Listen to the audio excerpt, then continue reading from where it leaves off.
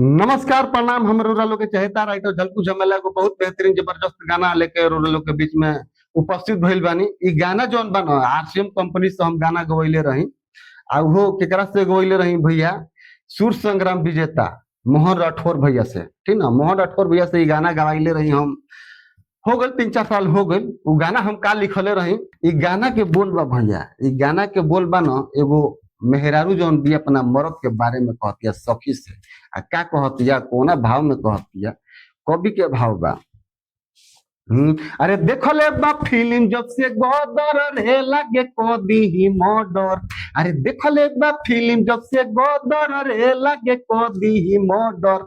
ओढ़ावेला जब सखी चौदर रे लागे को दी मर्डर। ओढ़ावेला जब सखी चौदर रे लागे को दी मर्डर।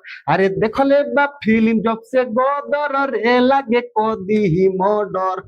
अरे देखो ले बा फिल्म जब से गोदर रे लागे को दी मर्डर। ओढ़ावेला जब सखी चौदर रे लागे को दी मर्डर। ओढ़ावेला जब सखी चौदर रे लागे को दी मर्डर। और अंतरा में औरतिया का कहतिया, आफत में सखी परल बजान रे लागता ले ली हमरो परान रे। अरे आफत में सखी परल बजान रे लागता ले ली हमरो परान रे। अरे करे न तनिको कदर रे लागे को दी मर्डर। अरे करे न तनिको कदर रे लागे को दी मर्डर। ओढ़ावेला जब सखी चौदर रे लागे को दी मर्डर। ओढ़ावेला जब सखी चौदर रे लागे को दी मर्डर। लास्ट अंतरा के भाव बा भैया।